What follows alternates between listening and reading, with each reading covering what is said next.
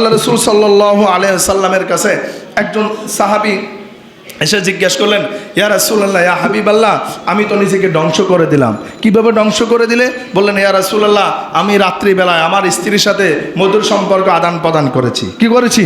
মধুর সম্পর্ক আদান প্রদান করেছি।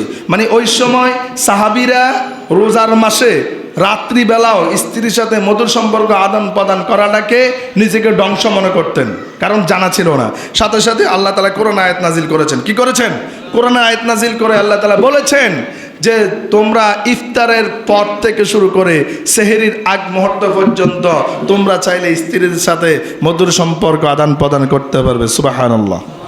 কারণ হুন্না লিবাসুল লাকুম ওয়া আনতুম লিবাসুল লাহুন্না, স্বামী এবং স্ত্রী একজন আরেকজনের পোশাক স্বরূপ, একজন আরেকজনের কি সুখ, একজন আরেকজনের শান্তি।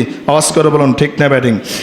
রাসূল সাল্লাল্লাহু আলাইহি ওয়াসাল্লাম বলেন, সওম ব্যতীত আদম সন্তানের যত ইবাদত বন্দেগী আছে সকল ইবাদত বন্দেগী তার নিজের জন্য, কিন্তু এই সিয়াম আল্লাহ তাআলার জন্য। আল্লাহ বলে, বান্দা যখন এই রমজান মাসে রোজা রাখে এটা বান্দার জন্য নয়, এটা স্বয়ং আমি আল্লাহর জন্য। সুবহানাল্লাহ। এই রমজান মাসে যারা রোজা রাখবে তাদেরকে আল্লাহ তাআলা দুইটা প্রতিদান দিবেন। কয়টা? দুইটা পুরস্কার দিবেন। এই দুইটা পুরস্কারের মধ্যে একটা পুরস্কার হচ্ছে দুনিয়াতে দিবেন, আরেকটা পুরস্কার আল্লাহ তাআলা মৃত্যুর পরে তাকে দিবেন। একটা পুরস্কার দুনিয়াতে যেটা দিবেন সেটা হচ্ছে সারাদিন রোজা রাখার পরে যখন সে ইফতার করবে, ওই ইফতারটা একটা তার জন্য আনন্দ, তার জন্য উপহার, তার জন্য খুশি। জোরে বলুন সুবহানাল্লাহ। এজন্য ইফতারের মুহূর্তটা, এই ইফতারের সময়টা আমাদের কাছে অনেক বেশি আনন্দের সময়, অনেক বেশি খুশির সময় মনে হয় না? যদি আপনি খুশির সময় এটাকে মনে করে নেন, যদি আপনি এটাকে আনন্দের সময় আপনি মনে করে নিতে পারেন। ফের হাজিরিন, এরপরে যারা রোজা রাখবে তারা রোজা রাখা অবস্থায় কোনো ঝগড়া করবে না। কি করবে না? ঝগড়া করবে না। কিছু লোক আপনার সাথে ফায়ে ফোরে গায়ে বেজে ঝগড়া করতে আসবে, ওই মুহূর্তে আপনাকে বলতে হবে, আমি রোজাদার। আমি কি? রোজাদার। তার মানে আমি রোজা আছি, আমি তোমার সাথে ঝগড়া করতে পারবো না। এরপরেও যদি সে আপনার এই কথা না শুনে ঝগড়া করতে চায়, তাহলে আপনার উচিত, আপনার কাজ হচ্ছে আপনাকে এই জায়গাটা ত্যাগ করতে হবে। কি করতে হবে? এই জায়গা থেকে আপনাকে চলে যেতে হবে। তার সাথে আপনাকে ঝগড়া করা যাবে না। কারণ আপনি রোজা রাখা অবস্থায় যদি তার সাথে ঝগড়া করেন, তাকে যদি মাথা গরম করে একটা গালিগালাজ করেন অথবা কোনো একটা মিথ্যা কথা বলেন, তাহলে আপনার এই রোজা কোনো কাজেই আসবে না। এজন্য আমাদেরকে রোজা রাখা অবস্থায় কাউকে কষ্ট দেওয়া যাবে না। ওয়াহসিনু ইন্নাল্লাহা ইউহিব্বুল মুহসিনিন। একে অন্যের প্রতি ইহসান করতে হবে। কি করতে হবে?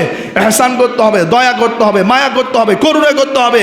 আর যারা একে অন্যের উপরে ইহসান করে আল্লাহ তাআলা তাদের পরিচয় দিয়েছেন মুহসিন। ওই মুহসিন ব্যক্তিদেরকে স্বয়ং আল্লাহ তাআলা মহব্বত করেন, ভালোবাসেন। জোরে বলি সুবহানাল্লাহ। কিন্তু আমরা এই রমজান মাসেও অনেক দোকানদার আছে স্টাফের সাথে গরম হয়ে যায়, অনেক মালিক আছে তার কাজের লোকদের সাথে গরম হয়ে যায়, অনেক স্বামী আছে স্ত্রীর সাথে মেজাজ গরম করে, অনেক মা বাবা আছে, পিতামাতা আছে সন্তানদের সাথে গরম হয়ে যায়। আছে না নাই? কথা বলেন, আছে না নাই? আবার অনেক স্ত্রী আছে স্বামীর সাথে অহেতুক ঝগড়া বেজে যায়। রোজা রেখে এগুলা করা যাবে না। কারণ আমরা রোজা রাখবো একজনকে সন্তুষ্ট করার জন্য, একজনকে ভয় করার জন্য। তিনি কে? কথা বলেন, তিনি কে? আল্লাহ। মজার বিষয় আরেকটা ফজিলত হচ্ছে, আরেকটা মজার বিষয় হচ্ছে, রমজান মাসে শয়তান আমাদের পিছনে আছে না নাই? আছে না নাই? আছে। কিন্তু এই রমজান মাসে আপনার পিছনে কোনো শয়তান নাই, আমার পিছনে কোনো শয়তান নাই। কিভাবে করে থাকবে? কারণ শয়তানকে আল্লাহ তাআলা শিকলবন্দি করে রেখে দিয়েছেন। সুবহানাল্লাহ বলেন না? শিকলবন্দি করে রেখে দিয়েছেন। হাদিস শরীফ প্রমাণ, ইযা দাখালা শাহরু রমাদান ফুতিহাত আবওয়াবুস সামাই ওয়া গুল্লিকাত আবওয়াবু জাহান্নাম ওয়া সুলসিলাতিশ শায়াতিন। এই রমজান মাসে শয়তান সকল শয়তানদেরকে পায়ের মধ্যে মাজার মধ্যে শিকলবন্দি করে তাদেরকে আবদ্ধ করে রাখা হয়েছে, বন্দি করে রাখা হয়েছে। তার মানে এই রমজান মাসে শয়তান আপনাকে ওয়াসওয়াসা দেওয়ার কোনো সুযোগ নাই।